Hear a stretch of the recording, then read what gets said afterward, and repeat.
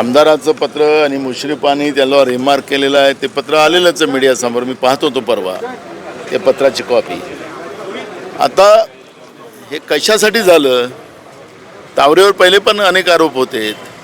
त्याला सुप्रिटेंडेंट करायचं, त्याला अधीक्षक करायचं, हा कशासाठी धाडस त्या ठिकाणी केला आणि त्याच्या माध्यमातून हे सगळं पाप करायचं या पद्धतीनं. म्हणजे राज्यामध्ये श्रीमंताला जगण्याची संधी आहे, राज्यामध्ये शेतकऱ्यांना आणि गरिबाला जगण्याची संधी नाही.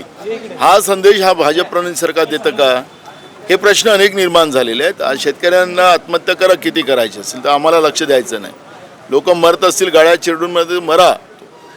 अशा पद्धतीचं हे शाहू फुले आंबेडकरांचा महाराष्ट्र आहे, छत्रपती शिवाजी महाराजांचा महाराष्ट्र आहे. या महाराष्ट्रामध्ये महाराष्ट्राच्या जनतेची अधोगती करायचं काम महाराष्ट्रातलं सरकार भाजप प्रणित सरकार करत असेल तर काँग्रेस कदापि हे सहन करणार नाही आणि म्हणून आम्ही ही लढाई उभी केली.